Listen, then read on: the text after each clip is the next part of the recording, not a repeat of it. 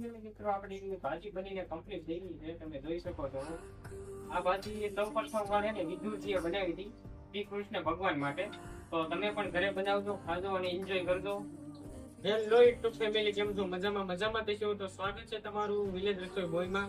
અને આજની આપણી રેસીપી છે ગુજરાતી રેસીપી છે તાંજળિયાની ભાજી. તો વિડીયોમાં બિના રહેજો અને ચાલો આપણે શરૂઆત કરીએ રેસીપી બનાવવા. આપણે વાડીમાંથી તાજો થોડી આવ્યા છીએ, આપણે એને કૂટી નાખીશું પેલા.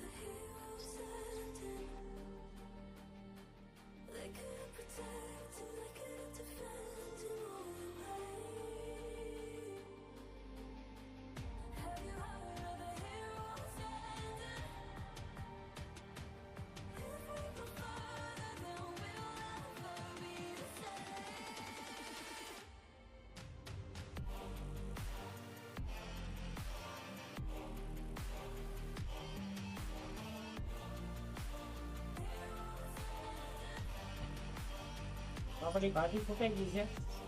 આપણે લસણ લીધું છે, લસણ આપણે ફોલી નાખીશું.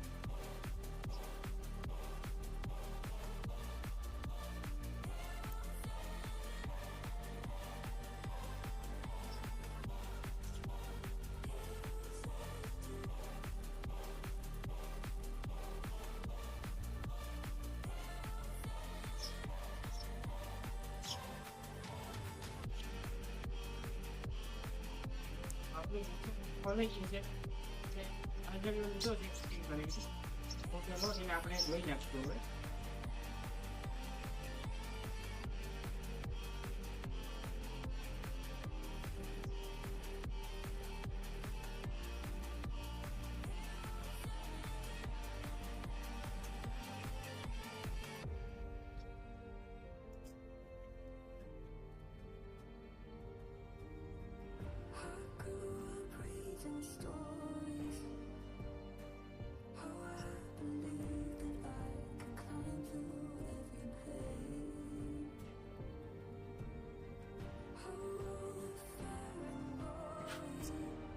આપણો તાંજળિયો ધોવાઈ ગયો છે. હવે આપણે કેરેટમાં બહાર કાઢી દઈશું.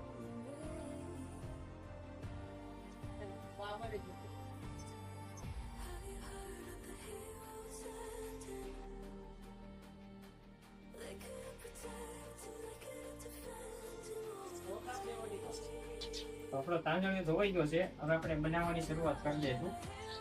આપણે તેલ મૂકી દઈશું, એમાં જરૂરિયાત પ્રમાણે આપણે તેલ એડ કરી દઈશું.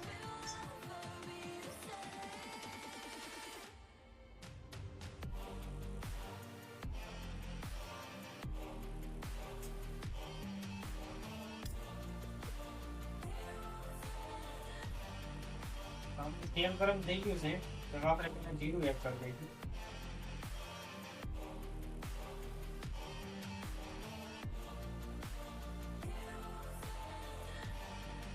થોડું લવણ લીધું છે, એ આપણે એડ કરી દઈશું.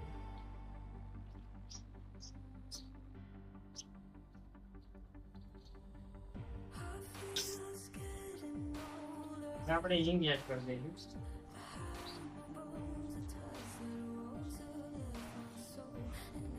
હિંગ નાખી છે એને મિક્સ કરી નાખશું.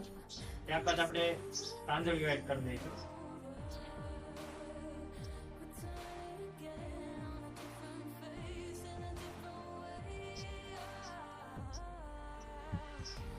આપણે હજુ એને થોડી વાર માટે અમને પકવા દઈશું.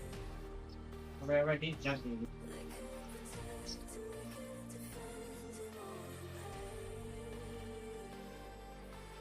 ભાજી તમે જો અડધી મળી ગઈ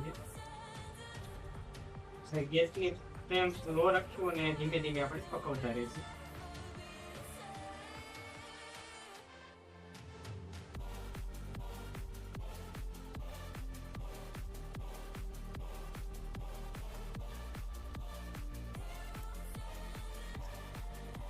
હવે આપણે સ્વાદ અનુસાર નમક એડ કરી દઈશું. આમાં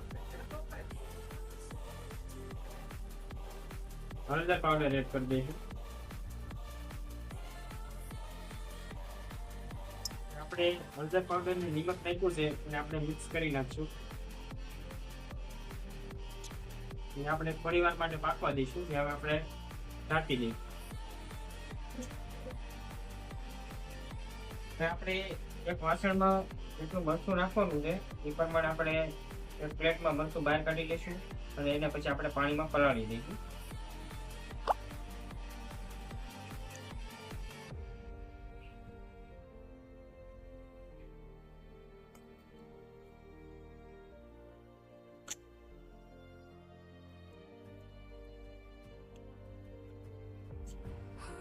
ભાજી અડધી પાકી ગઈ છે. હવે આપણે એમાં લાલ મરચું પાવડર જે પલાળેલો છે એ આપણે એડ કરી દઈશું.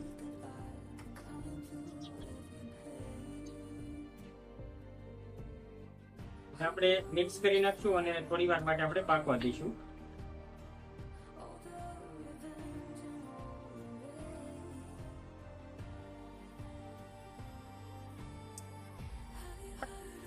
ફાઇનલી મિત્રો આપણી ભાજી બનીને કમ્પ્લીટ થઈ ગઈ છે. તમે જોઈ શકો છો આ ભાજી સૌ પ્રથમ વાર એને વિદુરજીએ બનાવી હતી શ્રી કૃષ્ણ ભગવાન માટે.